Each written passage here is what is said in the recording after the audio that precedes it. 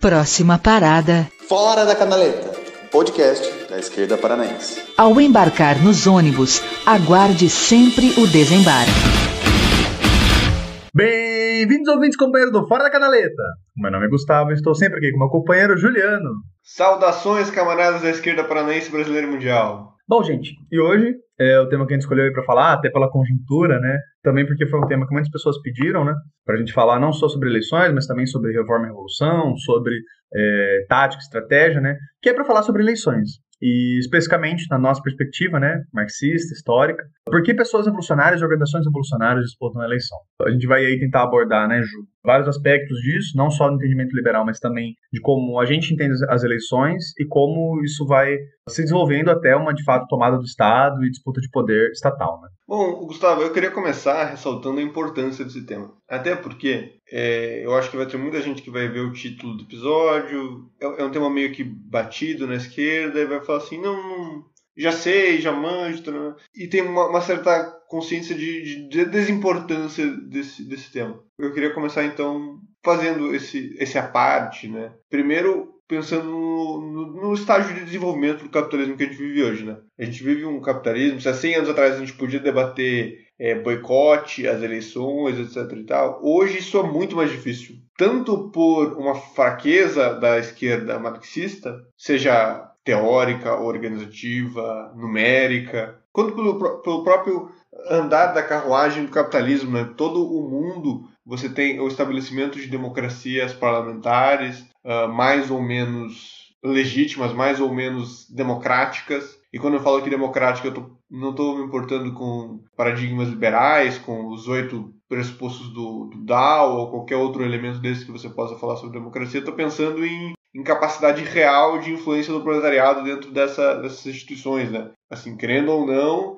você tem lugares onde que nós temos mais capacidade de incidência, né? Por ter um acesso às mídias, por ter um acesso ao próprio modelo eleitoral, né? Em países em que a violência ronda os sistemas eleitorais, é muito difícil que a gente tenha alguma chance, né? Porque se a gente sempre pode tomar um tiro, fica muito difícil a gente ter sequer a coragem de fazer ou falar alguma coisa. Eu acho que esse é um primeiro passo importante. Um segundo importante, esses últimos 15 dias falam a importância desse tema. Inclusive, fica uma meia-culpa da gente não estar conseguindo lidar com todos os temas da conjuntura do podcast. A gente tem aí as eleições da Argentina, a vitória contra o Macri foi uma vitória importantíssima, que deu aí um alento, né? Tudo bem que é uma vitória de um campo reformista, de um campo que eu não consigo nem considerar social-democrata, né? Uma reedição da Onda Rosa, uma reedição mais reformista ainda da Onda Rosa, na minha opinião, mas, querendo ou não, é uma vitória importante contra o neoliberalismo na América Latina. A gente tem agora a restauração democrática boliviana, né? Inicialmente não se queria nem sequer fazer eleições, então as pessoas foram para as ruas, exigiram, pressionaram, conseguiram garantir que as eleições acontecessem e o MAS ganha as eleições no primeiro turno. Essa é uma vitória assim, fantástica que a gente teve na Bolívia. Também é uma vitória do campo reformista, a gente não pode negar isso, não pode endeusar o MAS, mas uma vitória importante que demonstra a importância do elemento eleitoral no jogo, né? A gente toma um golpe violento, um golpe armado e consegue restaurar a situação anterior por uma alternativa eleitoral. E aí também não endeusando a própria eleição, mas colocando ela dentro das estratégias possíveis, né? Um terceiro fato muito importante que aconteceu esses dias também, o debate sobre a Constituição do Chile, né? A gente tem também, por uma via eleitoral, e daí não as eleições ordinárias, né, mas uma consulta popular, né, um plebiscito, maioria acachapante joga a Constituição do Pinochet no lixo e decide por fazer uma nova Constituição. Mais uma vitória do reformismo, mais uma vitória eleitoral e mais uma vitória que dá esse giro na chave da luta de classe na América Latina. Esses 3 elementos precedendo agora as nossas eleições municipais brasileiras, dá um pouco da letra do que está sendo a luta de classe na América Latina nesse último período. Uma virada, né? A maré parece estar virando, né? A gente estava sob pressão do neoliberalismo, sob pressão do neofascismo, sob pressão internacional. A América Latina parece estar virando a chave, então a Venezuela sai dos noticiários e entra as vitórias da esquerda reformista, mas ao mesmo tempo é esse tipo de vitória, né? A vitória eleitoral, a vitória reformista. Talvez por isso esse episódio seja tão importante. Por um lado, a gente ressaltar a importância de nós estarmos espaços, a importância que eles têm, a centralidade que eles têm durante a nossa luta de classes atualmente e, ao mesmo tempo, a limitação desse espaço. Essas duas coisas convivem atualmente muito juntas. É uma contradição, e é uma contradição que a gente tem que lidar. Afinal de contas, é isso, né? O marxismo é feito de contradições, a vida é feita de contradições, e não tem uma forma que a gente não possa olhar para ela sem abraçar essa contradição e se jogar no fogo. Ju, entrando então nisso que você falou, eu concordo muito com essa dupla face aí que você colocou desse momento histórico, né, do que está significando as eleições, principalmente na América Latina. Eu acho que isso com certeza se reflete no Brasil já faz tempo, né? Mas eu acho que tem algumas coisas que a gente tem que pegar dessa sua ideia para dar uma desenvolvida. Eu acho que a primeira é uma coisa que, inclusive, é um erro clássico, eu acho, da esquerda, inclusive a esquerda mais radical, revolucionária, é a de já considerar como algo dado a ineficiência das eleições e da disputa parlamentar, da disputa representativa, né? Eu acho que a gente podia começar por aí, né? Eu acho que quando nós, marxistas, né, aí eu colocando num espectro bem amplo, porque obviamente você vai ter 11 bilhão de linhas de entendimento disso, mas quando a gente coloca a ineficiência das eleições, a gente está colocando principalmente dois fatores, né? A primeira é a impossibilidade de uma revolução a partir do Estado. Então, é o entendimento do que é o próprio Estado burguês capitalista, né? Então, a gente entendendo que o Estado, ele é uma entidade, um sujeito, né? Aí é depender também do seu, de por onde você chega nisso, né? Que ele vai ser basicamente uma estrutura de poder e de controle a partir de uma classe dominante, né? Essa é a ideia central do que seria um Estado. E aí, a classe dominante seria um conceito mais marxista, mas aí você pode até sair para visões mais liberais de teoria do Estado, que vão chegar em coisas muito parecidas, né? Vai mudar a classe dominante por, enfim, por povo, por outras ficções, né? E a grande ideia central disso que eu acho importante colocar é que, para a gente que é marxista, é que o Estado, ele é burguês. E ele é burguês quanto Estado, não necessariamente por pessoas ocupantes do Estado, né? Então, quando a gente está falando, por exemplo, de um Estado que garante propriedade privada, de um Estado que parte a partir da ideia de um sujeito universal, de um direito moderno, com a emancipação de um sujeito, entre aspas, aí. Todas essas ideias liberais que a gente tem, que desde o iluminismo vão conformando o que é um Estado moderno, são ideias necessariamente burguesas, né? Até no ecossocialismo a gente disserta um pouco quanto isso não é só para o Estado, né? Mas com toda a ideia de sujeito, de humanidade, de natureza, enfim. Mas focando um pouco mais no Estado, essa seria a ideia. Então, é importante entender que para os marxistas, para a gente, né? Mesmo quando você está falando de uma ocupação do Estado, você está falando de uma ocupação do Estado burguês. E com isso ele tem limites necessários somente para um Estado. A partir do momento que, por exemplo, não tem propriedade privada num Estado, ele deixa de ser um Estado burguês. Ele vai partir a partir de outras noções, de um Estado socialista, enfim, de outras ideias que a gente vai ter de Estado até com outras conjunturas, né? E isso é importante também para entender, se a gente está entendendo que esse Estado, ele necessariamente tem algumas características específicas burguesas, né, de separação do sujeito, de propriedade privada, enfim. Tudo que a gente vai poder fazer a partir do Estado, não necessariamente vão ser mudanças estruturais no Estado, e sim que a gente vai conseguir a partir do caminho que a gente percorre para essa chegada num poder parlamentar, num espaço de representação, né? Então, só para dar uma completada nisso que você falou, Ju, porque, de novo, eu gostei muito do que você trouxe, mas para a gente dar esse primeiro passo, né? De que, para nós marxistas, o Estado burguês é teleológico, ele tem um fim, que é garantir a propriedade privada e o sistema capitalista. Eu quero comentar uma coisa que você falou, Gustavo, porque, inclusive, eu tô em dúvida qual que é a tua posição e se existe uma polêmica entre a gente. Quando tu coloca essa posição do Estado como um ente teleológico, né, que a função do Estado é a defesa do capitalismo, você falou que existe a possibilidade de um Estado não burguês. Você acha que isso é uma possibilidade real? Porque eu compreendo que o Estado ele é uma instituição do próprio capitalismo. E daí a gente pode falar aí da desmagificação do mundo, né, como o Weber vai falar, da juridificação, né, o Engels e o Kautsky falam de transformar o direito substituir a religião como forma de compreensão da realidade, né, e o Estado entra nisso, né. O Estado é esse ente de compreensão de toda a realidade, né, ele tem uma função de construção do capitalismo. E eu entendo que o nosso processo de transição se passa, obviamente, pelo Estado, né, a gente precisa do Estado. Nós, enquanto socialistas, compreendemos isso, né? Essa é a nossa grande polêmica com os anarquistas, né? Nós compreendemos que a revolução se passa pelo controle do poder do Estado, a transformação das estruturas sociais, utilizando também a ferramenta do Estado, não só, utilizando também a ferramenta do Estado, de forma que ele vá sendo gradualmente transformando em ineficaz, né? Então, a princípio, decretar o fim do domínio burguês e gradualmente a extinção do Estado, convivendo com essas duas coisas em paralelo, mais uma contradição, né?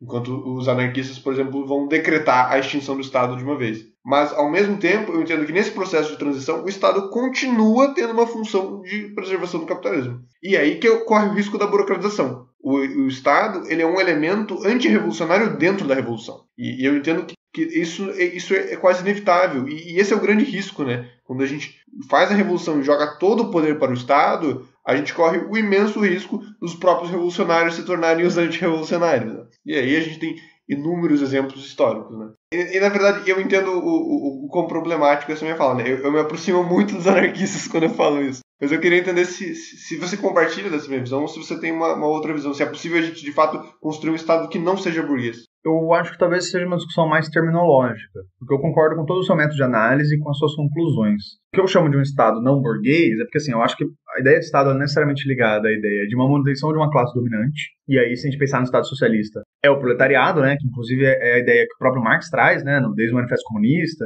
um pouco nos estudos filosóficos também, que é sobre a ideia da ditadura da burguesia e a ditadura do proletariado, né. Toda vez que você pensa num Estado, você está pensando numa ditadura de uma classe dominante. Mas o que eu falo de um Estado não burguês é um Estado que não vai estar garantindo essa dominância e essa propriedade para a burguesia, sim, para, no caso, o direito da classe trabalhadora, né, e uma propriedade que seja estatal e não mais privada. E aí eu acho que é uma discussão realmente mais terminológica, assim, do jeito que você colocou, talvez eu até concorde com o que você falou, tipo, o Estado necessariamente vai ser uma força contra-revolucionária. Concordo, exatamente porque, a partir do momento que você está no socialismo, você vai estar pensando em abolir a propriedade estatal também. Você vai estar pensando em abolir o Estado. Então, necessariamente, o Estado vai ser uma força contra-revolucionária. Mas eu não sei se, a partir do momento que a gente faz uma revolução socialista, mesmo com características contra-revolucionárias, ele ainda é um Estado burguês. Por isso que eu falei que é mais terminológico, mas eu concordo com toda a sua análise. Então vamos ficar com a terminologia clássica, apesar de que tem muita gente que não gosta dela, por causa do termo ditadura, né, que passou por uma transformação durante o tempo. É importante a gente mencionar isso, né? Marx escreve as suas noções, né, sobre ditadura do proletariado e ditadura da burguesia em 1800 e bolinhas, né, meus caros. A gente não tinha ainda essa diferenciação que a gente tem hoje entre democracia e ditadura. A ditadura não era o oposto da democracia naquela época. Muito pelo contrário, né? Exato. Mas eu acho que, para a gente não incorrer em riscos de se confundir, vamos manter a terminologia clássica, né? Então, um Estado que tradicionalmente funciona na ditadura da burguesia, né? Que é o Estado que funciona por e para a democracia. E daí nós estamos num segundo momento, quando a gente tem a tomada do poder pela classe proletária, um Estado que é por a burguesia, mas não para a burguesia. Então ele se torna a ditadura do proletariado. Ele ainda mantém as estruturas, a base, a lógica da burguesia. E esse é o nosso grande dilema, né? Como confrontar isso quando isso é ao mesmo tempo o nosso instrumento, mas é o que a gente combate. Que é o grande dilema de todos os revolucionários que chegaram a tomar o Estado, né? Pega aí o Lenin, o Stalin, o Sankara. Stalin você foi bondoso, mas não. Não, mas foi um dilema que ele enfrentou. Tá, tudo bem. Eu acho que ele enfrentou de forma péssima. Eu acho que ele enfrentou da pior forma possível. Mas é um dilema que ele enfrentou. O Mao, o Ho Chi Minh, todos eles enfrentaram esse dilema, né? De ter um Estado na mão e como fazer a revolução e não deixar ser consumido pelo Estado. Eu acho que alguns deles foram consumidos pelo Estado. Quase todos, né? Em maior ou menor medida, todos eles foram. E eu acho que não tem nem como não. Eu acho que esse é o grande dilema da problemática. Mas, enfim, a gente já tá se perdendo. Eu acho que quando a gente fala em eleições, a gente está falando em atuar nesse primeiro período, em que o Estado ainda é uma ditadura da burguesia. A gente não fez a revolução, e a gente está a caminho de fazer a revolução. O Estado tem a função de servir a burguesia, mas eles nos dão um espaço. Eles falam assim, você pode vir aqui falar e tentar se candidatar. E eu acho que é nesse momento que a gente tá falando, né? E aí entra a ideia principal, né? Tipo, já gastaram aí, sei lá, 10 minutos conceituando de por que o Estado não é nosso. De por que o Estado é uma ferramenta de burguesa. De por que ele vai continuar sendo uma ferramenta burguesa. Então, por que pernas a gente vai disputar essa estrutura que é necessariamente burguesa, né? Eu acho que essa é a grande discussão, inclusive, que é válida, muito válida, né? E a gente repetidamente discute isso em movimentos sociais, na academia. E aí eu acho que a gente pode entrar um pouco já nisso, Ju. E é uma pergunta que, inclusive, quando me fazem, eu admito que eu não consigo responder com tanta facilidade. Assim. Quando você tá, sei lá, panfletando pra eleição, não sei o que, olha e fala, puta, legal o que vocês estão propondo, vocês estão propondo uma parada radical, tá, mas por que eleição, né? Tanto de corrupção que a gente tem, enfim, tem toda essa noção meio liberal, bem enraizada de que o poder corrompe, né, enfim. Todas essas ideias. E aí o porquê disputar as eleições? Essa pergunta é uma coisa que me chega muito forte. E tem acho que eu já vou entrar com isso porque é um texto que sempre me moveu muito, assim, eu particularmente, já falei, acho que em alguns podcasts, vim de uma tradição um pouco mais, a gente odeia esse termo, né, mais marxista ortodoxa, mas pode ler como marxista burro que não lê mais nada. Eu via com uma tradição que era meio anti-eleitoral também, né, e eu lembro que tem um texto que me moveu muito, que é um texto do Trotsky, inclusive, daquele compilado dele de Como Esmagar o Fascismo, né, Como Combatê-lo, enfim, depende da tradução, que é um texto que fala do espectro fascista que ronda a Alemanha, né, e ele coloca, inclusive, muito nas costas da social-democracia, pela forma como conduziu o país quando estava no poder, mas também dos comunistas, pela forma como conduziram as eleições, do avanço do fascismo, né. Isso sempre foi um texto que moveu muito, assim, porque mesmo quando eu não entendia tanta importância das disputas do Estado, das políticas públicas, o fascismo sempre entendi que era um problema a combater, né, e é um texto que sempre colocou na cabeça, assim, porque ele coloca o quanto a escolha de uma frente, da frente vermelha, né, do stalinismo, e a negativa de fazer, junto com a social-democracia, uma frente de disputa de ideias contra o fascismo, separando a classe trabalhadora, deu origem a um espaço, né, um vácuo de poder, não existe vácuo de poder, que foi introjetado pelo fascismo, que antes só tinha aderência nas classes médias e nas elites, né. E aí, do nada, tem um espaço, toda uma população que fica desamparada por esse racha dentro da disputa contra o fascismo, que o fascismo engole, né? E foi o primeiro questionamento na minha cabeça, sempre foi isso. Tipo, cara, foi a primeira coisa que passou na minha cabeça. Tipo, nem que seja pra combater o fascismo, por que a gente tá disputando as eleições? Eu acho, Gustavo, que a gente tem a reedição histórica em vários momentos diferentes de um dilema fundamental, que nós ainda temos muita dificuldade de compreender hoje. E, de novo, entra toda essa questão de contradição, de como lidar com a dialética da realidade, né? É importante a gente sempre lembrar que o marxismo ele não é só um método de análise, não é só uma opinião política, né? Ele é uma visão filosófica da realidade, de uma compreensão de totalidade, né? Que é a contradição fundamental entre o futuro distante e o futuro breve. Entre o programa máximo e o programa imediato, o programa de transição, o programa democrático popular, ou, enfim, os muitos programas. A contradição entre fazer a revolução e fazer a reforma. Essa contradição fundamental praticamente nos identifica enquanto socialistas, enquanto marxistas, né? Porque de um lado você tem os anarquistas que vão fazer a opção sempre pelo máximo e o futuro distante, né? Nós temos que abolir o Estado, nós temos que fazer a revolução, nós temos que jogar o programa máximo, nós não podemos participar de revolução, de eleição, não podemos fazer reforma, não podemos conviver com o Estado. E daí do outro lado você tem o oposto, né? Que são os sociais-democratas, que vão fazer sempre a aposta pelo futuro breve, sempre o programa eleitoral, o programa do momento, o programa transitório antes do programa máximo, sempre as eleições antes da revolução, sempre a reforma antes da revolução, o parlamento antes da base, né? Então essas contradições existem e nós nos qualificamos como socialistas, como marxistas por entender essa contradição enquanto uma contradição. E por ser uma contradição, você não pode analisar esses elementos de forma absoluta, um deles em privilégio ao outro. Os dois elementos estão ali convivendo e no momento que nós entendemos a exata forma como eles se encaixam, como uma engrenagem encaixa na outra, que elas vão girar. Enquanto a gente não entender como elas se encaixam e tentar ficar sobrepondo uma outra, a gente vai ter esse problema. E o que eu digo com isso? Quando você falou aí da questão do fascismo, tem o velho debate trotskista sobre o programa de transição, né? A gente faz muito esse debate sobre nós precisamos de um programa para hoje que fale em diminuição da carga horária, em melhores salários, em não mandar a juventude para a guerra, whatever, qual é a pauta do momento, né? Mas que faça o caminho para o processo revolucionário. Eu estava lendo agora alguns textos do Lenin, especialmente sobre os processos da Duma, né? Que ele escreve ali em 1906, em 1912, e boa parte deles ele joga o seguinte, ele está polemizando com os reformistas, né? E falando isso, os reformistas colocam como se a reforma da Constituição fosse a única possível proposta revolucionária. Inclusive, ele polemiza com o Trotsky, né? O Trotsky, nesse momento, ainda mais jovem. Meio pelego.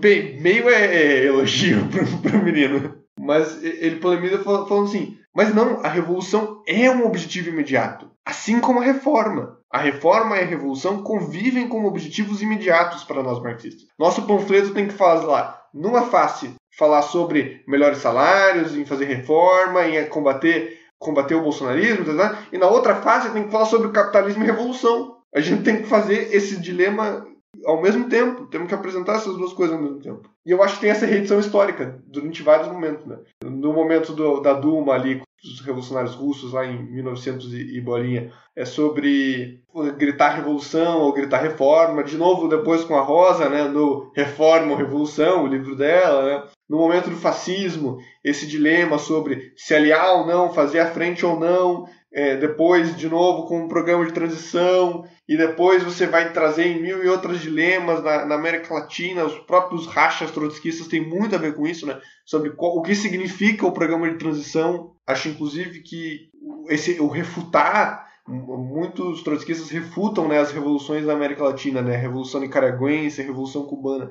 Na minha opinião, é uma reedição dessa disputa. Não conseguem entender os dilemas, as contradições das revoluções como elementos da realidade, né? Entende que se a revolução não é perfeita, ela não é uma revolução. E não existe revolução perfeita. No momento que você olhar para um negócio e dizer, se não é o meu programa, não é nada, então desculpa, você não é mais um revolucionário, você está numa seita. O seu lugar é no PCO, não é em nenhum partido revolucionário. Deixa eu aproveitar alguns ganchos que você falou. Eu acho que tem algumas ideias que dá para trazer sobre isso. Sim. A primeira é você falou do texto da Rosa, né? Eu acho que a gente vai acabar falando desse texto várias vezes. Inclusive, é um texto que eu nunca tinha lido completo. Eu já tinha em algumas formações acabado pegando alguma parte, tá? Para esse episódio decidi ler inteiro. E vale a pena pra caramba. A Rosa é uma autora incrível, né? Todo mundo já parou pra ler Rosa, sabe? E esse texto, especificamente, é um texto que vale a pena ler inteiro, porque tem toda uma linha que ela segue. Mas enfim. Só um adendo, Gustavo. Para quem é marinheiro de primeira viagem, é Rosa Luxemburgo. A gente tem o péssimo costume de se referenciar a homens sempre pelo sobrenome, a mulheres sempre pelo primeiro nome. E é uma falha, inclusive, nossa, que a gente precisa corrigir. Enfim, também cometi a falha no... É verdade.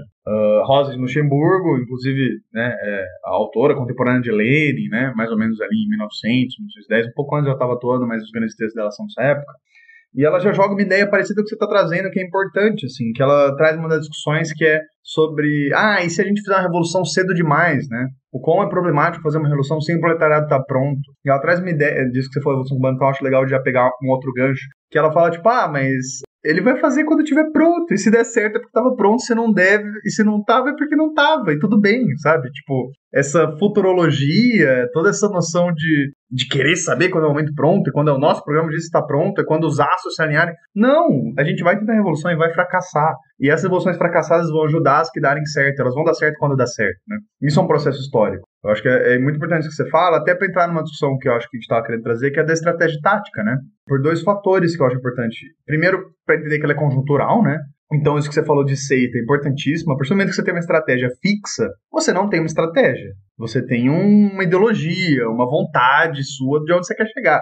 E tudo bem, isso só não é marxista. Então, assim, a primeira coisa é entender que a estratégia, ela é conjuntural. Você vai pegar um determinado tempo, um determinado espaço, traçar uma estratégia. E para a estratégia ser realizada, você vai, a partir de necessidades materiais momentâneas, traçar suas táticas. A ideia central, isso é um termo empregado em estratégia militar, que depois Lenin, Rosa de Luxemburgo e mais uma outra galera foi se apropriando até se tornar o que hoje em dia a gente usa dentro da esquerda, estratégia tática, né? Você nunca pode mudar uma estratégia baseada numa tática, mas você sempre deve mudar uma tática baseada numa estratégia. Se você não mudar uma tática, sendo que ela está se contrariando a sua estratégia, ela deixa de ser uma tática, porque ela deixa de ser algo que vai chegar à sua estratégia. Um exemplo, você traça o que você quer ser quer ser uma organização numa cidade em X tempo. Para isso você vai traçar várias táticas. Mesmo que naquele momento específico aquela tática possa parecer problemática, possa parecer difícil, pode parecer que vai gerar alguns problemas para você, se ela vai a longo prazo atrapalhar a sua construção na cidade, ela está sendo contra a estratégia. Por exemplo, construir uma Curitiba que seja antimachista. Pode ser que numa eleição específica seja bom apoiar um assediador, por exemplo. Pode ser que tenha mais chance de ganhar. Mas, ao mesmo tempo, isso, a longo prazo, se você está propondo um programa antimachista, ele necessariamente vai ser um problema. Isso necessariamente vai ser um problema para a sua estratégia. Então, você deve abolir a tática. Isso é muito importante, não só para a gente traçar táticas que façam sentido com a nossa conjuntura, mas também para a gente nunca perder de vista o que move nós como revolucionários, né? Então é isso, somos revolucionários, ex-socialistas, contra toda forma de opressão. Então toda vez que a gente sair disso, a gente está sendo contra a nossa tática. Então a gente na prática está sendo contra a nossa estratégia. E eu acho que isso encaixa muito com o que você está falando, Ju. De quando a gente está pensando nessa disputa de tempo, de quando, dessa dialética do programa eleitoral, do programa máximo, da estratégia, da tática. Ela é central para nós marxistas quando a gente vai entender a disputa do Estado, como a gente disse, não é estratégico. E nunca vai ser, porque o Estado é burguês. Ela é tática, e ela tem que ser entendida como tal. Eu admito que eu fiquei um pouco aliviado, e em algum momento eu achei que você estava defendendo o apoio a um assediador, e eu fiquei assim, Gustavo... Vamos conversar, né? Eu entendi agora o exemplo foi... Eu acho só que a gente tem que tomar um cuidado quando a gente faz essa avaliação, a partir do que tu falou da Rosa, né? De que a revolução vai estar pronta quando estiver pronta, né? O fruto se colhe quando estiver maduro, se não estiver maduro ele vai cair. Porque isso abre uma possibilidade dessa política de putsch ou política de seita, né? Essa política de nós vamos fazer a revolução à força, e não porque nós estamos fazendo à força, porque ela está madura. Só que a gente é a única organização no mundo inteiro que percebeu isso. A velha máxima do PSTU, né? Nós somos os únicos revolucionários porque o resto do mundo inteiro não percebeu que a revolução está acontecendo. Só a gente leu certo Marx, só a gente leu certo Moreno, só a gente viu X parada da conjuntura. Tá, não, realmente. Isso é o contrário, inclusive, do que a Rosa tá falando, mas sim, eu entendo. Realmente isso é usado. Sim, eu acho que é uma visão errada da Rosa, né? Mas o que eu tô dizendo é que a gente tem que tomar cuidado para não abrir essa brecha, né? Sim, não, total, concordo. É uma política que às vezes acontece, né? E aí, então, com essa concepção de estratégia tática, né? Então, como estratégia tática, como formas de fazer a partir de uma análise de realidade, né, a partir de um método, tarefas de X tempo e as tarefas para chegar nessa tarefa, né. A gente pode aproximar, então, um pouco essa análise da própria eleição, né. Então, tá bom, se a gente está falando na estratégia, então, como organizações revolucionárias, o que difere uma organização revolucionária, uma organização reformista, é o fazer a revolução chegar ao socialismo por meios eleitorais ou por meio de uma revolução. Resuma isso, acho que a gente vai desenvolver um pouco mais, mas resuma isso. Então, entendendo a nossa estratégia como revolucionários, ou seja, o nosso ponto final, onde a gente quer chegar num X espaço de tempo, num X espaço de análise, é na revolução. É a tomada de poder pelo proletariado para a gente acabar com o método de produção capitalista, assalariado, da forma como ele é pensado hoje em dia. Então, aonde que entra dentro dessa ideia de estratégia? A eleição. E aí é o primeiro ponto importante, que é, para a gente revolucionário, a eleição é uma tática. Quer dizer que ela só faz sentido dentro da ideia de tomada de poder. Ela não é um fim em si mesmo e nunca vai ser, porque ela é uma tática de uma estratégia há um certo tempo. E eu acho que isso já, com o que a gente trouxe antes de conceito de eleição, já traz uma primeira ideia, né, Ju? De como a gente tem de eleições, como algo mutável, como uma tática que depende da conjuntura, depende da história, depende dos setores dinâmicos envolvidos. Não, perfeitamente, Gus. É uma coisa que você colocou, que o que nos diferencia, né, é o fato de nós entendermos que o processo vai se dar por meio de uma revolução, né, e não pelo processo eleitoral. E eu acho que é importante a gente colocar isso, porque quando a gente fala de forma abstrata, assim, às vezes até parece birra, né? Não, é porque a gente pensa desse jeito, eles pensam daquele jeito, então essa é a diferença. Mas não é isso, né? As estratégias elas são obviamente mutáveis no tempo, de acordo com a nossa avaliação conjuntural. Inclusive, hoje eu já vejo bastante debate acontecendo sobre qual que é o próprio aspecto da revolução no século XXI. Já vi muita gente falando sobre não mais uma revolução armada, mas inclusive uma revolução cibernética, né? A possibilidade de uma revolução via hackers, o caralho 4. É um debate que, assim, que eu tô bem distante ainda, que eu tenho pouquíssima visão. Mas o simples fato dele existir já dá um pouco essa visão do que é esse debate estratégico, né? É a compreensão de que em cada momento histórico vai ter sua estratégia. Vai ter uma avaliação de como estão as forças alocadas dentro da realidade histórica e tudo mais. No entanto, a nossa própria compreensão do Estado, que a gente colocou lá no começo, nos obriga a avaliar que a eleição jamais será o caminho final. Você está pegando uma estrutura falha e tentando construir por dentro dela um processo de autodestruição. Isso não existe em sua... Deixa eu voltar, deixa eu repensar um pouco. Então nós temos essa avaliação de que eleições, quase que historicamente, não avaliando realmente historicamente, mas quase que historicamente não se poderiam ter um sucesso socialista. E por que essa nossa avaliação quase histórica, né? Porque jamais deve ser histórica. Pode ser que em algum momento isso aconteça. Pode ser que as contradições da realidade se imponham e o Estado se encontre num processo de autodestruição.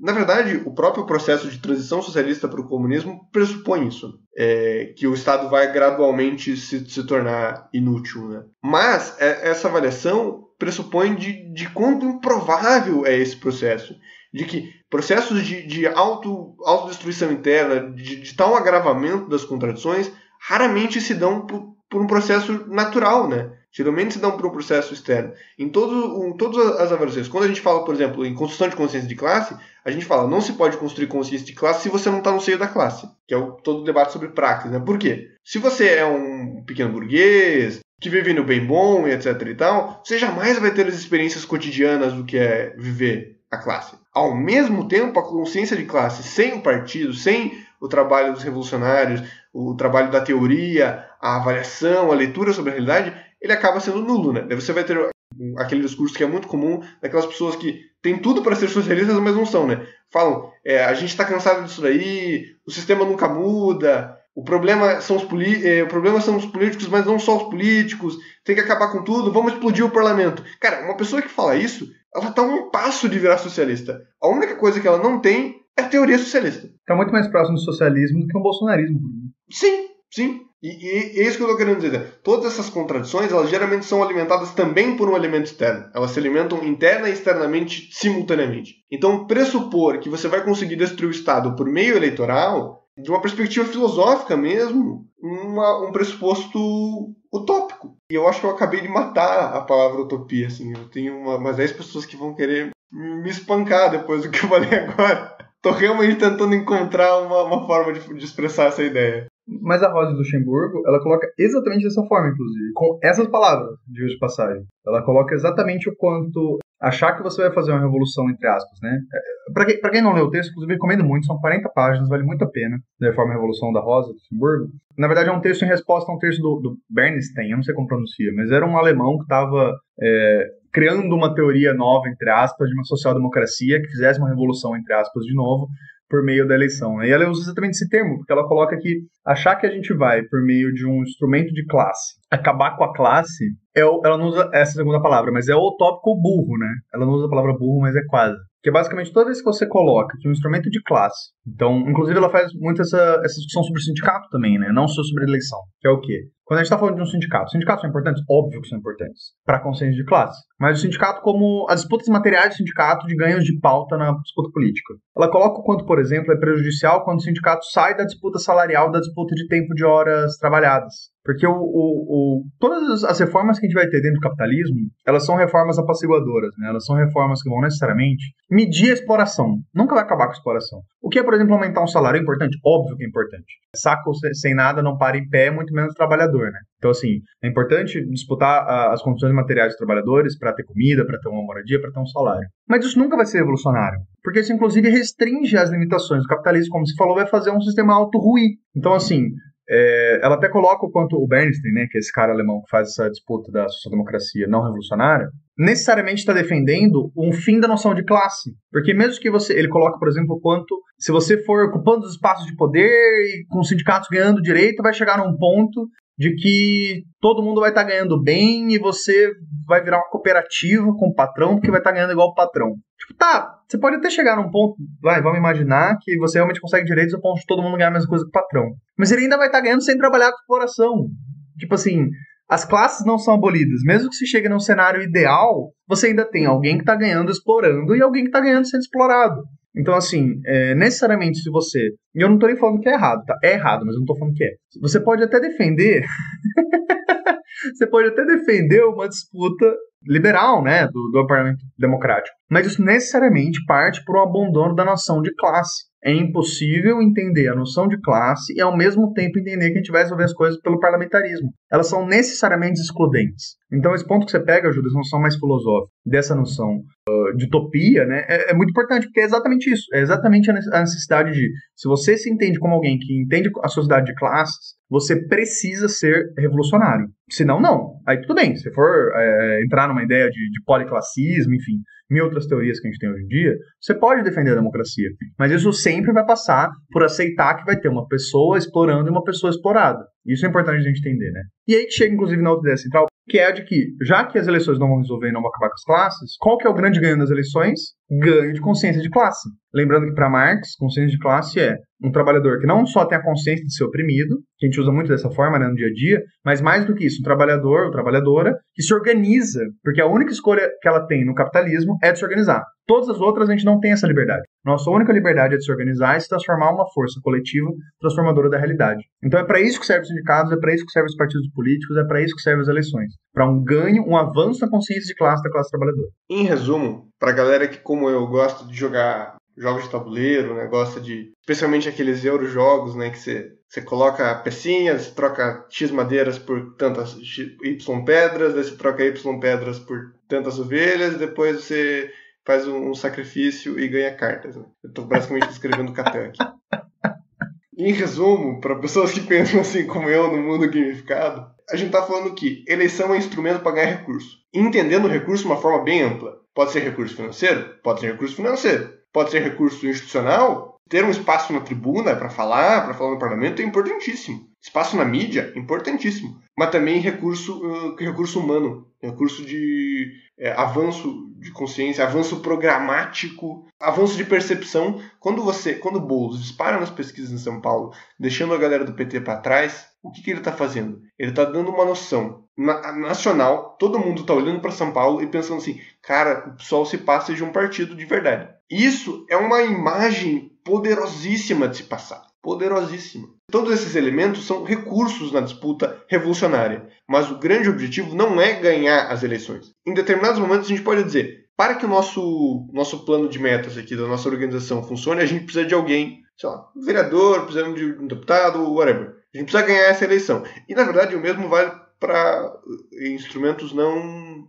para outras eleições, não. Um sindicato. A gente pode dizer, não, nesse momento específico a gente precisa ter tal sindicato. Porque a gente precisa ter mobilização naquela classe, porque esse é um momento mais... E aqui eu falei classe no sentido classe profissional, né? Precisa, sei lá, ter mais influência entre os servidores das universidades estaduais, porque elas estão sob ataque. É um momento importante, a gente pode mobilizar mais ações ali e vamos ter um aumento gradual de consciência de classe por ali, que vai nos avançar no processo revolucionário. A gente pode fazer essa análise. A gente pode fazer essa análise também sobre as instituições parlamentares, né? A gente tem que disputar. Nesse momento é muito importante que a gente tenha, sei lá, um vereador, vamos dar o exemplo aqui de Curitiba, é muito importante ter um vereador na Câmara de Curitiba para denunciar o bolsonarismo, denunciar o fascismo, para fiscalizar a Prefeitura Greca, pelo menos um. Então a gente pode sacrificar recursos em alguns momentos, né? Fazer essa troca que eu falei, né? X madeiras por Y pedras, em algum momento a gente fala, vamos jogar recurso financeiro, humano, tempo em eleger um vereador. Mas em vários outros momentos a gente vai olhar para as eleições e falar, não importa, foda-se se a gente elegeu ou não. Completamente irrelevante se a gente ganhou ou não. Por quê? Se a gente conseguiu militantes dispostos a trabalhar na rua, se a gente conseguiu gente que olhou para o nosso programa e falou, essas pessoas aí fazem sentido. Se a pessoa escutou, ouviu, falou com a gente, isso é muito mais importante. Hoje, por exemplo, a gente estava consultando contra a militarização das escolas aqui no Paraná, né? Hoje a gente está gravando esse podcast, já virou aqui o relógio para o dia 29, né? Mas começamos a gravar no dia 28. Estavam fazendo então esse trabalho, né, nas escolas. Para quem aqui do Paraná viu, né, notícia relâmpago, né, o Ratinho chegou e impôs a militarização das escolas e falou, não vamos fazer uma consulta pública de hoje para amanhã. Né? Em 2 dias, dia 27 e 28, foi feita uma consulta pública em 200 e tantas escolas que tinham sido escolhidas pelo projeto de se tornarem escolas cívico-militares. E a gente estava ali na porta da escola, panfletando, conversando com as pessoas, etc. e tal. Uma coisa que ficava bem latente é que muitas vezes a gente não ganhava a pessoa. A pessoa vinha convencida, ela ia votar sim para o processo de militarização da escola, e a gente não conseguia convencer ela. Mas a pessoa pegava o nosso panfleto, a pessoa estava disposta a ler, escutava, pensava. Isso é muito importante. Nesse momento específico, é óbvio que barrar a militarização é tão ou mais importante, talvez, do que convencer a pessoa, né? Então tinha outros casos que a pessoa não se convencia pelas ideias. Teve várias pessoas, por exemplo, que chegaram que eram conservadores, né? Falavam, não, porque nas escolas se ensina marxismo, não sei o quê, e a gente convencia ela a votar não por outros motivos. E tudo bem, naquele momento era extremamente importante a gente barrar a militarização, aquilo era fundamental, tinha que fazer de toda forma, porque é um retrocesso tremendo. Mas mesmo quando a gente não conseguia, o fato da pessoa escutar, pensar, refletir sobre os argumentos, pegar, ler aquele panfletinho, ver e pensar, não, essa galera que faz alguma coisa que faz sentido, né? Não são degenerados, comedores de criancinha, coisa e tal, mas são pessoas como eu, como você, que estão aqui debatendo e falam algo que faz o mínimo de sentido. A pessoa pensar isso já é uma vitória tremenda. E no processo eleitoral, quando a gente consegue fazer isso, é muito importante. E daí eu fico fulo da cara quando a gente faz esse tipo de recuo e considera recuo aceitável, no sentido de existem táticas melhores e piores durante uma eleição. Por exemplo, você não vai chegar na rádio do bairro X, que você sabe que todos os empregos são garantidos por uma empresa X, e falar que você vai expropriar a empresa X. Ou vai, né? Dependendo da situação do bairro. Mas enfim, vocês entenderam. Você vai avaliar a situação local. Você não vai chegar e meter o programa sem pensar na realidade e no futuro breve possível, né? E é essa contradição que a gente falou lá no começo, né? Entre o futuro mais distante e o futuro que está aqui já. Ao mesmo tempo, você não pode aceitar recuos na linha programática. A nossa linha programática ela tem que ser, independente. Ela não pode ser dependente de qualquer outra classe. E, inclusive, eu acho que ela não deveria ser dependente de outros grupos dentro da própria classe. Eu entendo que nesse momento que a gente está vivendo de extremo conservadorismo, de uma ameaça fascista, a gente tem que, por exemplo, se juntar com grupos reformistas vez ou outra. Mas isso tem que ser feito com extremo cuidado e no mínimo do possível. E quando a gente está no momento de avanço, os reformistas que se lasquem, cara. Os reformistas que se virem. A gente faz o nosso rolê por nós, porque nós conseguimos ganhar por nós. E 2, tem que ser um programa que não recua. A gente fala, a gente é socialista? A gente é socialista, ponto. Ah, mas por que vocês são socialistas? Explica. O trabalhador não é burro. A gente tem muito essa coisa, às vezes, na esquerda, de pensar assim, a pessoa ela não vai compreender a minha ideia, então eu não vou falar. Se você falou uma ideia e a pessoa não compreendeu, o problema está em você, não na pessoa. Você não se conseguiu fazer explicar. Então você volte para sua casa, continue lendo teoria, etc. e tal, mas também busque algumas outras compreensões teóricas, talvez leia um Paulo Freire, alguma coisa que te facilite um lado mais pedagógico, e volte para a trincheira da luta, conversar com a galera. E não recue na linha. Eu acho que isso é extremamente importante pra gente. A linha programática independente e que não recue. Primeiro, acho que você trouxe algumas coisas essenciais pra gente ir fechando essa parte. Assim. A primeira é dessa identificação de tarefas históricas, né? De entender a nossa função. Então, agora a gente entendeu que a prioridade é barrar a militarização das escolas. Isso só é possível porque tem pessoas organizadas com a possibilidade de entender isso, né? Isso parte não só da consciência de classe, mas também da própria função das eleições e dos sindicatos, por exemplo, né? Que é o exemplo que a Rosa sempre dá, mas fazendo eleição. É por isso que é tão importante. Porque tem pessoas organizadas para disputar isso, por exemplo, num PSOL, por exemplo, num sindicato, numa APP, né? Que a gente tem a possibilidade de identificar essa tarefa histórica. De gente que milita todo dia nessa praxis, você falou, e olha e fala, isso aqui vai foder nós. Isso aqui vai atrapalhar a revolução lá na frente. Essa é a tarefa histórica de agora pra gente resolver. Isso é essencial e é uma coisa que vale muito a pena focar nisso, sim. Aí, 2 pontos. A primeira é dessas unidades com a social-democracia, eu acho importante a gente pensar também, que é a ideia de frente única, né? A gente sempre traz essa discussão, mas mais ainda sobre o programa de transição, sobre os recuos, né? Uma coisa que é importante a gente entender é que revolucionários nunca devem recuar no programa, nem um pingo, nunca. Programa, estratégia não se recua. O que você apresenta como programaço não se recua. O que a gente faz é uma adaptação de um programa de transição a partir das necessidades materiais de uma conjuntura específica. Então, por exemplo, por que a gente defende uma ditadura burguesa numa possibilidade de golpe do Bolsonaro, por exemplo? Por que a gente defende uma autonomia universitária? São burguesas, né? A eleição não é necessariamente burguesa. A representatividade é baseada em dinheiro, é baseada numa representatividade de um sujeito burguês. Por que a gente defende? A gente defende porque é melhor para a revolução a gente estar numa democracia burguesa do que num fascismo. É por isso que a gente defende. Isso não quer dizer que a gente está reduzindo o programa, não quer dizer que a gente está olhando e falando, a democracia burguesa é show, é isso que a gente quer, não. Isso quer dizer que a gente está olhando e falando, estamos defendendo a autonomia universitária pela liberdade e autodeterminação dos estudantes. Aonde que isso é redução de programa? Em nenhum segundo. Isso é apenas entender as necessidades materiais daquele momento. Perfeito também isso. E para finalizar, para poder trazer um pouco mais do próximo debate, que eu acho que é a segunda grande pergunta, né, que as pessoas fazem, é entrar um pouco nisso que você falou, de quando você fala com alguém na rua e a pessoa não te entendeu, o erro é seu. Uma coisa que o Lenin traz com muita força, mas outros teóricos e teóricas durante o século XX, é de que uma estratégia e uma tática, ela se confirma como uma boa tática ou uma boa estratégia a partir da aceitação das bases que você está precisando movimentar. Então, você está disputando o setor da educação, de novo, com a militarização das escolas, e essa política não cola com a base, não é culpa da base que não te ouviu. É culpa da sua política, do seu programa de transição que não atingiu as necessidades materiais da classe. Ou seja, sua tática é ruim. Sua estratégia para aquele momento foi ruim. Então, a tática e a estratégia, ela necessariamente se autoconfirma a partir do momento que ela tem referência na realidade. Isso é muito importante para a gente não cair nessas futurologias e nessas vontades que a gente, como revolucionários, principalmente homens, brancos, classe média, né, temos como ideal de que é um revolucionário. É muito importante a gente ter sempre essa humildade, esse método de sentar e entender, não, se a tática deu errado, o problema é seu. O problema é você e a sua organização que fez errado isso. Então vamos voltar, fazer uma autocrítica, por isso que liberdade crítica é importante, tanto em frentes únicas quanto em organizações, né? Para você sentar e falar, erramos por isso, vamos tentar de outra forma e tentar de novo falar com a classe trabalhadora não organizada, que é essa nossa função como pessoas de esquerda, né? E pegando esse gancho já, para entrar na próxima discussão, que acho que a segunda grande pergunta depois de, por que disputar a eleição, e se ganhar? Eu acho que é a segunda próxima pergunta que a gente tem. Que é uma pergunta tão complexa quanto, se não mais. Mas eu acho que segue a mesma lógica. Por isso que cabe, né, nesse mesmo espaço. Que é, tá bom, então a gente já entendeu que temos que disputar a eleição. Porque é uma disputa de hegemonia cultural, uma ferramenta importante, porque as pessoas, a partir disso, têm a possibilidade de se organizarem, de transformar em pessoas com consciência de classe. de identificar as tarefas históricas do movimento, tudo isso. Beleza. Então é importante disputar. Mas é importante só disputar? Por que a gente ganha, então? Por que a gente não ganha e entrega o mandato se é importante você disputar? E eu acho que essa pergunta é complexa, eu acho que vale a pena a gente investigar um pouco, né? O próprio Lenin fala um pouco, quando ele vai falar da ocupação de Dumas, né? Eu lembro que foi uma discussão que voltou muito forte, principalmente na época do pacote anticrime. Porque na época do pacote anticrime, não sei quem lembra, teve uma questão, por exemplo, dentro do PSOL, que sempre foi um partido que, principalmente nas pautas de questão penal, tinha uma certa vanguardismo, né?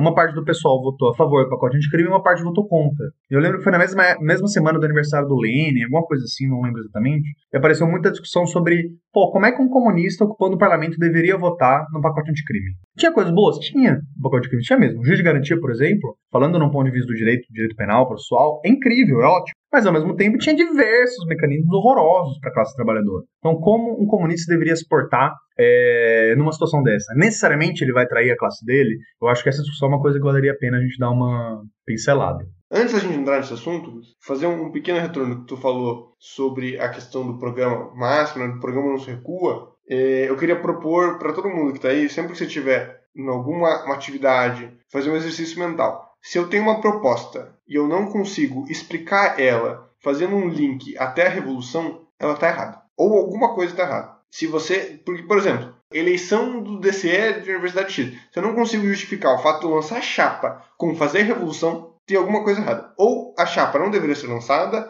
ou eu tenho alguma falha de informação nesse processo. Eu preciso compreender melhor o processo revolucionário porque eu não estou conseguindo fazer esse link. E eu proponho sempre esse exercício mental. Assim, se você conseguiu juntar as duas coisas, é porque a proposta faz sentido. Para mim, a visão é simples. Sobre essa questão de avaliação histórica das táticas, eu acho que tem uma outra visão, e eu detesto trazer o Moreno, apesar de que eu trago ele com frequência, que é a tática se comprova na história, né? E por que eu acho que é importante a gente demarcar essas duas? Porque eu acho que as duas têm... Você falou, né, do Lenin, né, que avalia a tática pela aceitação da base, né? Eu acho que as duas são ferramentais importantes para a gente compreender, e as duas têm uma possibilidade de perversão muito ruim.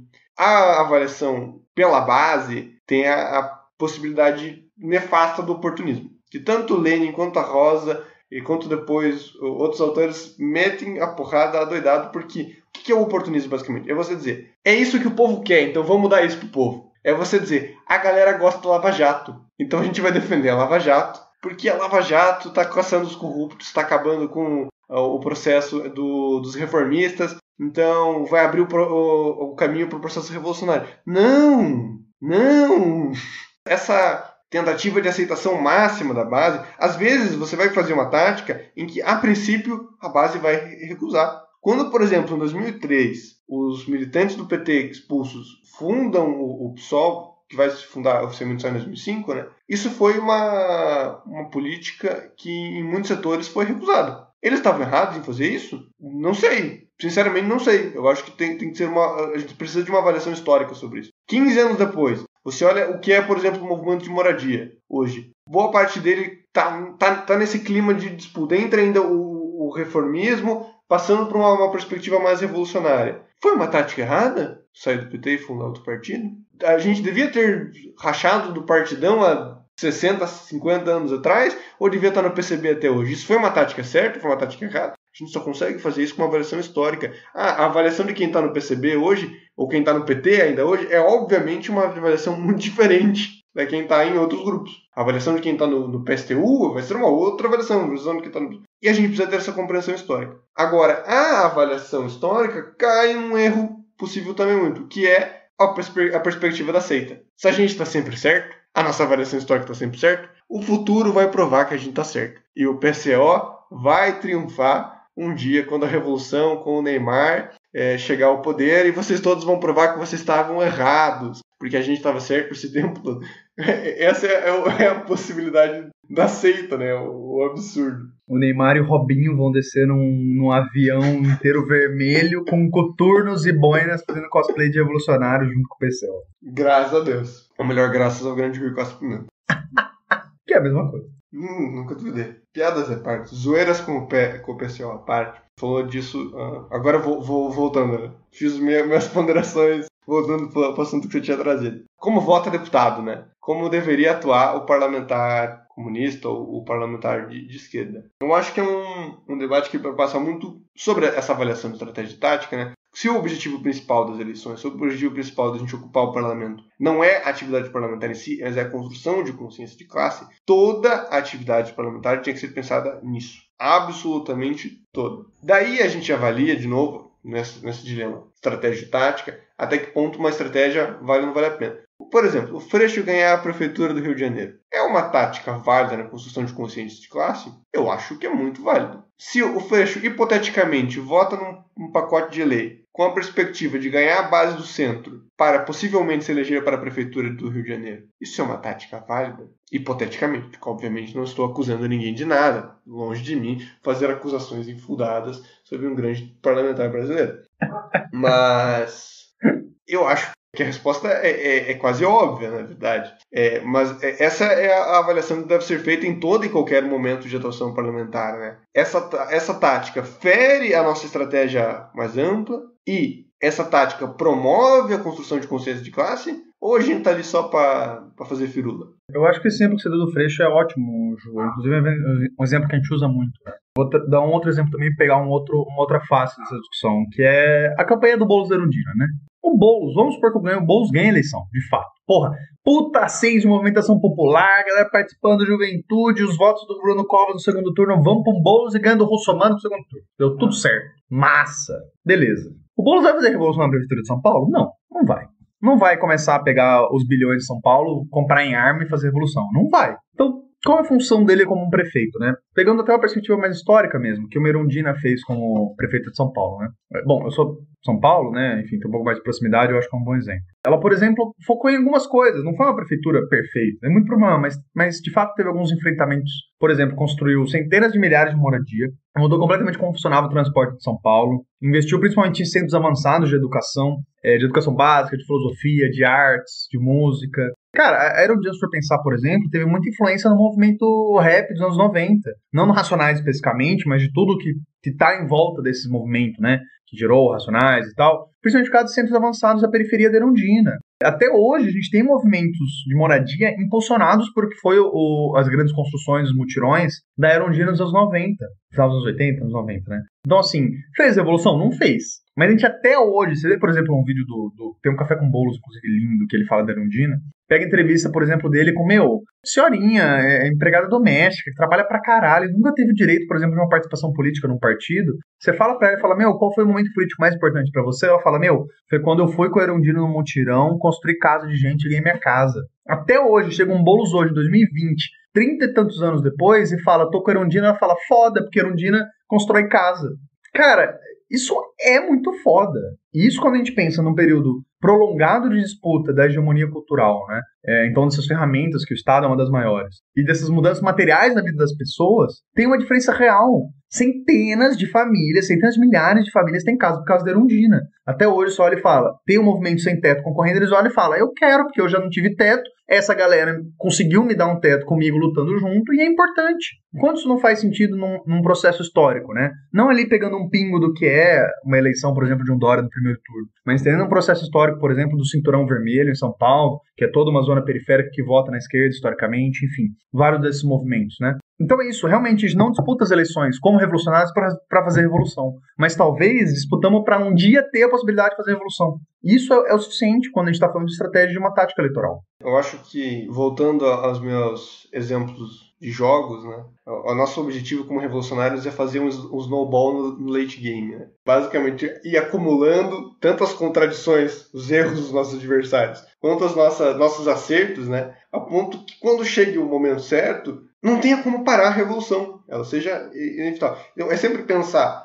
esse passo atual como primeiro passo. Essa questão da militarização do Ratinho, por exemplo, é um ótimo exemplo de como eles estão fazendo isso. Veja, o cara, primeiro, ele domina o debate político, né? Em vez da gente propor a agenda, né? Em vez da gente falar, a gente quer debater sobre falta de casa, a gente quer debater sobre ter muito imposto. Não, o Ratinho vai lá e ele define qual que é a agenda. A agenda é a militarização das escolas. Então já coloca a gente na defensiva. Como é que ele faz isso? Ele faz isso tendo controle de todo o processo decisório. Então ele faz isso da forma de deixar a gente mais favorável possível. Ele vai lá, escolhe 200 e tantas escolas, eu sempre esqueço o número exato, e entre elas escolhe escolas que ele tem absoluta certeza que o processo vai passar, que ele já tem acordo com a direção, que já tem... Ele escolhe escolas que têm um enfrentamento possível e escolhe escolas que são escolas combativas de verdade. Por quê? E daí ele chama o processo do dia para a noite. Por que ele faz isso? Você mobiliza, você faz todo o jogo pensando em qual que vai ser o próximo passo do adversário. Então ele já faz todo esse esquema pensando, o pessoal não vai conseguir se organizar de uma hora para outra, o pessoal da esquerda é desorganizado, vai precisar fazer reunião, vai precisar fazer bilateral, conversar, ligar para entrar. Quando se organizar, o que eles vão fazer? Primeiro, eles vão tentar defender o próprio território. Normalmente, vamos dizer, a escola do teu bairro está sendo ameaçada, você vai defender a escola do teu bairro. Isso é o mais importante. Então, se você ataca os lugares mais combativos, a galera combativa vai ficar no local, que já tem um certo controle, né? E não só isso, a nossa escolha racional vai ser olhar nesse processo e vai falar, tem as escolas mais combativas que a gente provavelmente vai ganhar, tem as escolas que estão mais divididas e essas que a gente tem que jogar força, porque tem essas que a gente já perdeu. Veja que nesse processo, ele, já ganhou, já tem as que ele queria ganhar, ele já ganhou, porque a gente nem teve tempo de disputar. As que tem uma certa disputa, ele ainda tem chance de ganhar, porque eles controlam toda a mídia, eles controlam todo o processo, foi chamado de supetão, então a gente possivelmente ainda perca. E nas combativas, se a gente não fazer um bom trabalho, e por uma aventura, por uma sorte, ele ganhar ali por 2 votos, né, no negócio, ele militariza uma escola que era uma pedra no sapato dele. Ele só tem a ganhar com o processo inteiro. Ele entrou no jogo sabendo que mesmo perdendo ele ia ganhar. E, militarizando a escola, você começa um processo de formação de um tipo específico de cidadão, que é o tipo específico de cidadão que daqui a 30 anos vai estar apoiando o Bolsonaro Júnior ou o que for que vier no futuro. Bolsonaro terceiro. Bolsonaro terceiro é uma referência ao Napoleão aí? Olha só. O processo inteiro foi pensando no próximo passo do adversário. Eu acho que essa tem que ser a nossa atuação quando a gente está no espaço institucional. Fazer as defesas necessárias, mas tentar sempre que possível nos colocar no avanço, colocar a gente no ataque. E colocar a gente no ataque pensando qual que é o próximo. Qual que é o próximo passo? Por exemplo, a gente precisa financiar projeto X. A gente não tem dinheiro para financiar. Lança o projeto X sabendo que vão abordar o negócio de financiamento. Usa isso para falar sobre taxação de grandes fortunas. Usa isso para falar sobre liberalização das drogas e dinheiro de imposto vindo disso. É sempre pensar no momento de hoje pensando no amanhã. E no amanhã pensando no depois de amanhã. Pensar tudo para o processo revolucionário final. Que na verdade nunca é final, né? Porque o processo é contínuo. Então é pensar sempre no que vai ser a construção política de amanhã. Não existe um ponto final, um ponto em que você diz, é isso, né? Era isso que a gente precisava fazer, acabou, vamos para casa. Isso não existe. Não existe na política. Complementando isso que você falou, Ju, e até já caminhando mais para o final, né? Eu acho que a gente já está desenvolvendo bastante, né, essa ideia de por que disputar e o que fazer quando chegar lá, né? É importante pensar nessas alternativas, né? E é uma coisa que a galera às vezes pensa, assim, tipo, não só essa ideia do poder corrompe e tal, mas também do que fazer, né? O que de fato pode gerar as consciências de classe. E hoje em dia a gente tem, inclusive nas literaturas mais atuais, né, muita gente propondo, por exemplo, algumas perspectivas de antirracismo, de feminismo, de outras questões que estão estruturais na questão de classe, né? Mas não necessariamente é aquela visão padrão de salário e tal, que a gente já viu que é meio impossível de resolver dentro do capitalismo. Podem fazer verdadeiras revoluções, tanto sociais quanto econômicas, né? Um exemplo que a gente discutiu, por exemplo, quando estava montando esse episódio, é sobre a Silvia Federici, né? Que ela dá uma hipótese, né? De, por exemplo, se a gente começasse a revolução remunerando o trabalho do cuidado, né? Remunerando o trabalho, geralmente, da mulher ali, com cuidado de casa, cuidado dos filhos, do marido ou da esposa, enfim. Mas todo esse processo de cuidado que a gente, a partir do capitalismo, retira da financiarização, né? Isso torna simplesmente um trabalho da mulher que não é remunerado. Quanto, por exemplo, um processo de remuneração disso a partir do Estado, mesmo que seja combatido, e mesmo que as elites consigam barrar isso dentro do Estado, que provavelmente barrariam, se a gente olha e fala, toda mulher que trabalha em casa, que cuida da casa, vai receber uns 2 salários mínimos, sei lá, 1 salário mínimo.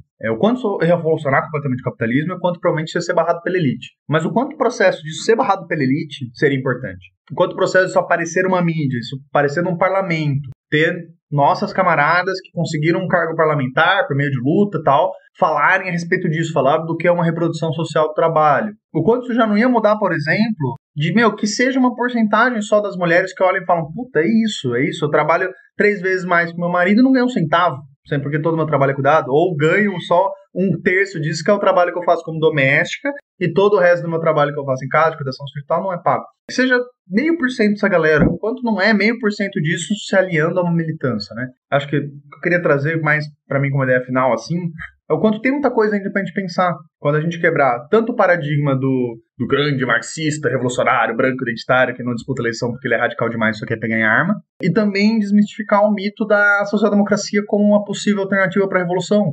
Não vai ser. E, de novo, tudo bem, se você defende um outro caminho, tudo bem. Mas se defende um meio revolucionário de acabar com as classes, nunca vai ser, o meio principal a eleição. E tudo bem, isso não quer dizer que ela não é importante. Então, quebrando os dois paradigmas e tendo uma análise dialética da realidade, a gente consegue sim pensar em formas de disputar e aumentar a consciência de classe das pessoas por meio do Estado e da disputa de hegemonia cultural. Para já ir finalizando também, eu acho que uma última ideia que eu queria colocar é uma seguinte pergunta. Onde está o poder na sociedade? Isso é uma pergunta importante. Que você vai ter durante a história e cada pessoa vai ter uma resposta diferente, né? Alguns vão dizer no povo, nos trabalhadores, na ponta do fuzil. Eu geralmente gosto mais da resposta do mal, né? Na ponta do fuzil sempre me parece uma resposta bem adequada. Mas é uma resposta bem adequada pro leste asiático. A gente sabe que o próprio Gramsci já coloca que a realidade ocidental tem outras dinâmicas, né? Mas o grande ponto é, o poder está na forma. A gente tem um mito espalhado pela sociedade, que é o mito do liberalismo, é o mito da burguesia,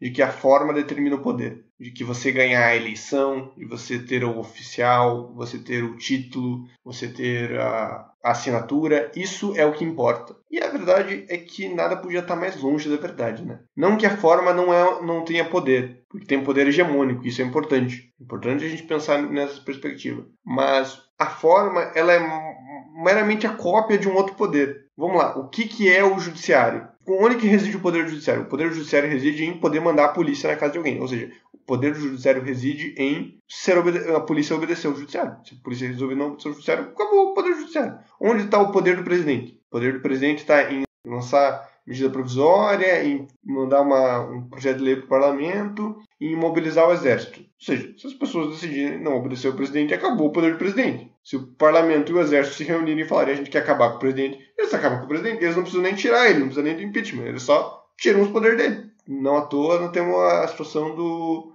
parlamentarismo na época do Jango. Né? Qual que é o meu grande ponto com esse argumento todo? É de que o nosso debate em relação à eleição tem que estar sempre focado nessa perspectiva. Como que a gente faz para acumular poder para a classe? Às vezes vai ser ganhar a eleição. Às vezes ter o ofício, ter o carimbo é importante. Às vezes vai ser ganhando outras coisas. Mas o mais importante é, o ganho político privilegia o ganho do jogo. Eu tô pouco me lascando para ganhar a eleição. Ganhar a eleição é uma das coisas mais supervalorizadas na esquerda. O que importa é ganhar a política. Se ganhar a política significar ganhar a eleição, a gente vai ganhar a eleição. Se ganhar a política significar perder a eleição, a gente perde. Nem que seja de propósito. Se a gente precisar perder para provar um ponto, a gente vai lá e perde. Se ganhar a política significar fazer uma defesa, mesmo sabendo que essa defesa necessariamente vai nos levar a perder, a gente faz essa defesa. Porque o ganho político vem antes do ganho eleitoral. Sempre. Porque o ganho eleitoral nada significa sem o ganho político. Ganhar a eleição e perder a política é a pior cagada que a gente pode fazer. Dilma tá aí para provar. Enfim, acho que vamos pro que fazer, né, Gustavo? Bora. Bom, gente, o meu que fazer hoje acho que é bem rápido e direto, assim, as máximas, né, que a gente vê repetindo com uma certa frequência, né, de estude e organize, só que simples, né, mas é um pouco, assim, tipo, primeiro não caia nas falácias de não vote lute da vida. Para a eleição é importante sim, é o que a gente está demonstrando, desde que venha aliado com um pensamento estratégico e tático revolucionário. As eleições são importantes. Segundo ponto, organize-se. E nesse ponto vai um pouco mais específico. Se organize em espaços que fazem essa disputa eleitoral também. Não necessariamente precisa ser um partido eleitoral. Eu sei que tem diversos coletivos, por exemplo, que participam de partidos com filiações democráticas, né? Que não necessariamente se entendem como correntes internas, porque acho que todo aquele espaço de partidos políticos, eleitorais dentro do Estado burguês não faz sentido. Tudo bem também, mas que disputam e que entendem a importância disso, né? O próprio PCB, por exemplo, né? Eu tenho diversas críticas por uma tradição mais campista, mais stalinista, mas, por exemplo, eu acho que ele tem uma nitidez com isso, é invejável. Tem, por exemplo, em São Paulo, pegaram o fundo partidário, geraram tudo para São Paulo e falaram, em São Paulo vale a pena a gente fazer uma disputa. Fizeram a candidatura coletiva do partido inteiro e disputaram as eleições, estão disputando as eleições com um programa partidário para ganhar gente. Porra, é lindo, perfeito, é isso. em quase todas as outras cidades do país olharam e falaram, não faz sentido, Curitiba mesmo. Se eu não me engano, eles estão apoiando o Tomazini de vereador, e isso, acharam que não fazia sentido uma coligação eleitoral na majoritária, que não fazia sentido lançar vereação própria, porque, enfim, por mil razões deles, aí eu acho que também não vale a pena eu entrar na autonomia do partido deles, mas eu acho perfeito, eu acho que isso é realmente um exemplo incrível de como lidar com as eleições de forma tática. Eu acho que isso é um ensinamento que a gente pode levar e faço o convite. Então, se organizem partidos e espaços que disputem eleições, não necessariamente sendo partidos eleitorais, mas que façam importância, né? Não vamos cair nessas falácias e também não vamos cair no outro lado, que é a social-democracia puramente por ocupação parlamentar, né? Mesmo se você acabar, enfim, por mil razões, caindo num PT, num PCdoB, enfim, nesses partidos que historicamente fazem uma disputa e um entendimento mais estratégico da disputa eleitoral e ocupação parlamentar, tem que fazer diferença dentro desses espaços, né? Eu sei que tem diversas correntes que fazem outros entendimentos dentro do PT, por exemplo. A própria, por exemplo, esquerda marxista, que acabou de sair do PT e foi pro PSOL, mas eu sei que tem várias correntes que têm esse mesmo tipo de noção de entender o que o PT é como uma ferramenta eleitoral, e dentro disso fazer uma análise estratégica, tática e revolucionária. E isso é importante. Eu acho que são esses meu que fazer de hoje, Juliano. Bacana, Augusto. Cara, o meu que fazer vai ser o meu momento coach, na verdade, é o seguinte: eleição é oportunidade. E não importa qual seja a sua compreensão teórica, qual seja a sua visão política, eleição é oportunidade. Você é anarquista, chegou até aqui, a gente não te convenceu, tudo bem, a vida tem dessas, né? A gente não ganha todas. Mas eleição continua sendo oportunidade, faça um boicote ativo. Esse boicote passivo de ficar nas redes sociais xingando o amiguinho socialista porque ele está disputando a eleição é balela. Aproveite o momento eleitoral e vá panfletar. E vai falar, eu sou anarquista, não construo nenhum candidato porque eu acho que os candidatos têm que tudo pra puta que pariu, tem que ir pro paredão. Legal, vá pra rua e fale isso. Você é um camarada que tem compreensões do marxismo, mas ainda não se reivindica, ainda não é organizado. Participe. Aproveite as eleições, inclusive, para conhecer. Não existe nenhum momento que as contradições das organizações ficam mais expostas do que no momento eleitoral. A gente vê que a ganância e a ânsia de chegar lá enoveia tudo, né? O pessoal acaba se perdendo nesse processo. Você constrói uma organização, não deixe de participar das eleições. Claro, avaliando elas como que elas são. As organizações têm um péssimo costume de, no momento eleitoral, jogar tudo pro ar e se dedicar unicamente, exclusivamente para a eleição. Eu acho que uma organização que abdica de ter um processo formativo contínuo em prol de uma eleição está fatada ao fracasso. Se a gente tem um processo de formação continuado e a gente para ele por dizer, não, durante esse período eleitoral a gente não vai mais fazer ele porque está difícil, tem algo errado. A nossa tática superou a nossa estratégia. Uma coisa é quando a gente avalia, não, é um momento específico demais, essa eleição é ultra mega importante, nesse caso específico, mas quando não é, não é. Você é um social-democrata ou até mais à direita que isso, eu realmente vou ficar um pouco confuso se for, porque eu não sei o que está fazendo aqui. Mas assim, nada contra, inclusive seja bem-vindo, sempre estamos aí conversando e tal. Quiser mandar um inbox lá, a gente discorda, mas a gente continua conversando. Mas defenda pelo menos as liberdades democráticas. E isso é uma coisa importante, a gente passou ao largo disso, não conseguiu falar no episódio, até porque tempo, etc. Mas esse processo de defender um processo de transição, essa contradição entre o futuro longínquo e o futuro próximo, na América Latina e em mais países colonizados, nos implica também uma contradição de defender as liberdades democráticas, que é uma contradição porque não é o nosso projeto de sociedade. Defender eleições justas, quando a gente não acha que o caminho seja o caminho eleitoral, é uma contradição gigantesca. Mas é a nossa contradição, a gente não tem como fugir dela. A gente vai ter que lidar com ela. E contradições não se resolvem jogando elas no lixo e dizendo é uma contradição, portanto não vou resolver. Não, contradições se resolvem colocando elas no papel e lidando com elas até o momento em que elas surgem uma síntese. Então, e não só no papel, na prática também, né? Portanto, esse processo de praxis se dá em teoria e se dá em prática. Se dá na rua, se dá no panfleto, se dá no texto teórico, se dá no discurso, se dá em todos esses espaços ao mesmo tempo. Enfim, eu acho que esse é o meu momento que fazer de hoje. Assim. Veja as eleições como uma oportunidade. Seja você revolucionário, seja você não revolucionário, seja você anarquista, seja você que raios for. Menos se for fascista. Se for fascista, por favor, fique em casa, não vote. Morra, de preferência. Morra é um bom que fazer, se não fascista. Bom, Ju, então acho que foi esse episódio, né? A gente precisa... a gente ainda vai apresentar nossas referências no final, mas agora é aquele momento que a gente se despede, né? Pra finalizar. Primeiro, estamos voltando de um longo hiato, né? em que ficamos cerca de um mês aí sem postar nossos episódios. Isso se deu, enfim, por mil questões da nossa vida pessoal, né? O Ju estava prestando mestrado, nós dois estamos também envolvidos nas eleições, né? Vamos falar um pouco disso no próximo episódio, inclusive. Mas estamos bastante envolvidos nas eleições, então a gente achou que não só pela nossa saúde física, nossa saúde mental, mas também para manter a qualidade do podcast, né, que era melhor dar uma pausa. Também foi um bom momento para a gente se reestruturar, né, Ju, para repensar um pouco o que a gente estava fazendo, como a gente vai querer fazer no futuro. A gente estabeleceu, inclusive, um modelo um pouco mais fechado, né, de episódio. Nós vamos a cada 15 dias alternar. Então, vamos ter um episódio só nós dois, depois um episódio com convidados, né, para a gente sempre ter pessoas diferentes, mas ao mesmo tempo a gente conseguir manter sempre convidados que a gente quer trazer para os temas, né? Não fazer por fazer, né? Acho que outra coisa que vale a pena a gente trazer nesse final, a nossa ID visual nova, né? A gente agora tem essa ID visual. Usamos também o logo que a nossa companheira Mariana aí fez e adaptamos para a identidade visual. Que seja mais fácil de trabalhar, que tenha um pouco mais nossa cara, né? Que seja mais coesa também em si. Também gostaríamos muito que você desse sua opinião. Nessa primeira arte a gente usou uma imagem da Marielle, né? Da Marielle Franco. Acho que vale a pena também essa lembrança, depois de toda essa discussão que a gente teve, né? A Marielle foi morta por ser e por representar o que era, né? Como mulher, LGBT, negra, socialista, revolucionária, ocupando um espaço de poder, lutando de frente contra a elite, né? Exatamente por ser tão boa e tão incrível no que ela fazia, que a extrema-direita que achou por bem executá-la brutalmente, né? Então é sempre bom lembrar nesse momento que a gente não usa a imagem da Marielle em vão, né? A gente usa exatamente por representar tudo isso, tanto que a gente acredita, por ser semente de tanta coisa, e também para lembrar essa dor e fazer a pergunta que a gente sempre faz, que é quem mandou matar a Marielle, né? A gente já está fechando mais de 2 anos, já sem a Marielle, caminhando para um terceiro aí, já mais perto do terceiro do que do segundo, e a dor, o choque e as não respostas não somem, né? Então, é importante lembrar tudo isso nesse momento. Complementando aí o que o Gustavo disse, gente,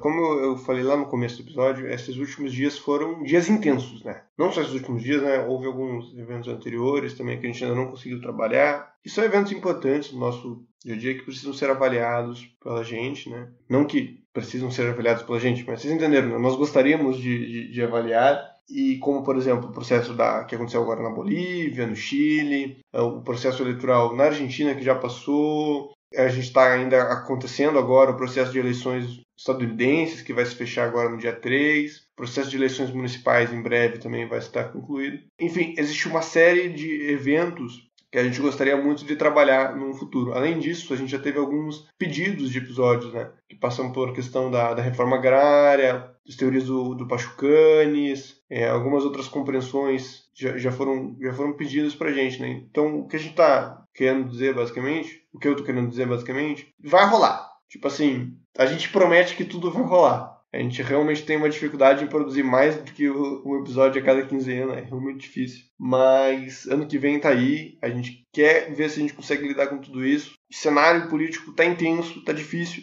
mas a gente vai conseguir lidar com tudo. Então, se você tiver uma recomendação, um pedido, não deixe de mandar no nosso inbox, ou para mim, ou para o Gustavo, tanto faz. A gente não promete que vai sair logo, mas a gente promete que eventualmente sai. Então, deixar meu beijo, meu tchau, e a gente se vê por aí, galera. É isso aí, gente. Muito obrigado a todo mundo que ouviu a gente. Como o Ju disse, estamos à disposição para qualquer dúvida, para qualquer incentivo, para qualquer pedido. E lembre-se, camaradas, não importa quantas placas digam para ir para a direita, o caminho certo é sempre para a esquerda. Um beijo. Você poderá fazer as seguintes conexões. Bom, gente, na minha conexão de hoje, primeiramente trazer um texto do Trotsky, né, que eu usei desde o início. Ele realmente é um texto que mexeu muito comigo quando eu li, e eu sempre volto para ele, que é O Perigo Fascista Ronda a Alemanha, que faz parte daquela coletânea que inclusive foi republicada um tempo atrás pela Autonomia Literária, numa edição linda, com prefácio da Sabrina Fernandes, que é o Como Combater o Fascismo, né, o Como Esmagar o Fascismo, enfim, depende da tradução.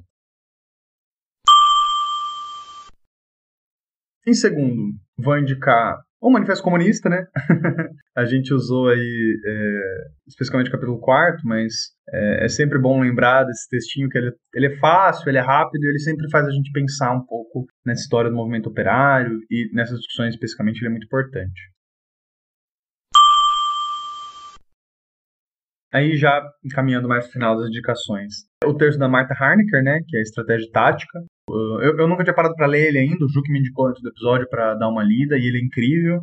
Muito bom mesmo, ele é bem fácil de entender. É basicamente um fichamento, na verdade, de muitas coisas que Lenin e Rosa colocavam, é bem interessante. Aí o texto que eu falei dezenas de vezes, né, da Rosa de Luxemburgo, Reforma e Revolução. Então o texto que não fala só sobre eleições, fala também sobre Estado, sobre sindicato, sobre toda essa discussão da institucionalidade, né? Incrível, a Rosa de Luxemburgo, qualquer coisa que você vai ler dela, mesmo que você discorde, vai ser de uma qualidade extrema. E por último, um texto que a gente falou bem pouco, mas eu acho que ele é um bom exemplo de pensar as revoluções a partir de outros lugares do que a gente pensa tradicionalmente, que é o texto da Silvia Federici, né, que tem tradução em português, que é o ponto zero da Revolução. É um texto super fácil de ler também, a Silvia Federici é incrível. E apesar dela hoje em dia já ter falado que discorda muito desse livro dela mesma, mas ele é um livro bem interessante para a gente parar e pensar em algumas soluções que ela dá, em algumas contradições também. Bom, vou começar com uma indicação, uma mega indicação, na verdade, que tem duas faces. Para quem para quem está começando agora no marxismo, está começando agora a se descobrir politicamente, recomendo ler O Estado e a Revolução do Lenin. Livro fantástico, resume muito bem o pensamento marxista, os acúmulos que chegaram até o Lenin, né? E ainda é um livro extremamente atual sobre a nossa presença no Estado. Para quem já tem mais leitura, já conhece mais as situações e quer se aprofundar mesmo nessa noção, eu vou propor outros 6 textos do camarada Lenin. São eles, em ordem cronológica. O texto Devemos Nós Boicotar a Duma Estatal, de 1906. O texto Qual é a atitude dos partidos burgueses do Partido Operário frente às eleições para a Duma, de 1906. O texto O Capitalismo e o Parlamento, de 1912. O texto A Plataforma dos Reformistas e a Plataforma dos Sociais-Democratas Revolucionários, também de 1912. E o texto Marxismo e Reformismo, de 1913. E As Eleições para a Assembleia Constituinte e a Ditadura do Proletariado, de 1919. Esses 6 textos, não se preocupem com os nomes, quem não conseguiu anotar, todos eles vão estar na descrição, um linkzinho bonitinho. São textos jornalísticos mesmo do Lenin, né? Textos muitos deles de jornal, né? O que ele escreveu para congresso, ou coisa assim, que são polêmicas do período, né? Ele falando sobre os processos, mas dá uma boa noção do que passa pela cabeça dele, que foi talvez um dos mais importantes revolucionários nessa questão de disputar, não disputar, estratégia tática e tudo mais. Minha segunda indicação é o vídeo Green New Deal e Descarbonização no Brasil, da Sabrina Fernandes, no canal dela, Tese 11, né? Para quem não acompanha, recomendo muitíssimo. Eu sei que parece que não tem nada a ver com o tema, mas porque eu acho que é um exemplo fundamental e importantíssimo para a gente ter hoje, dessa nossa perspectiva contraditória entre reforma e revolução. Essa situação toda da descarbonização é uma emergência urgente que, se a gente não resolver agora, no capitalismo mesmo, a gente não vai ter lugar para construir o socialismo. Né? Não existe socialismo em terra arrasada. Então, se a gente não pensar nisso hoje, agora, e inclusive debater com propostas que são propostas reformistas, liberais, como o Green New Deal, a gente não vai ter um mundo para construir socialismo. Bom, gente, minha última indicação para terminar esse episódio vai ser a música Canción del Poder Popular, da Inti Illimani, um grupo musical chileno, que é uma música que relata um pouco sobre a ascensão do Allende, né? E eu acho que fala da perspectiva eleitoral de uma forma maravilhosa, com um dos versos mais bonitos possível para falar sobre eleições, que é o verso: porque esta vez não se trata de cambiar um presidente, será o povo que construa um Chile bem diferente. Essa noção, essa possibilidade que, enfim, foi jogada fora pela Operação Condor, que eles retratam, eu acho que materializa o que deveria ser a perspectiva marxista de construção de eleição. Enfim, espero que você tenha curtido o episódio até aqui. Fica com a música aí. Alimentadores da região.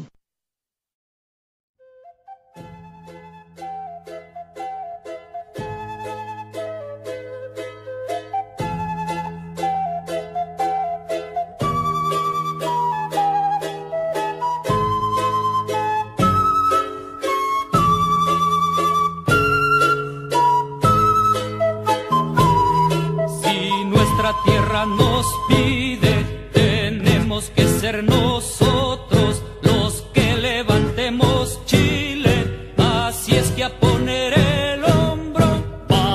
a llevar las riendas de todos nuestros asuntos y que de una vez se entiendan hombre y mujer todos juntos, porque esta vez no se trata de cambiar un presidente, será el pueblo quien construya un Chile bien diferente, porque esta vez no se trata de cambiar un presidente, será el pueblo quien construya un Chile bien diferente.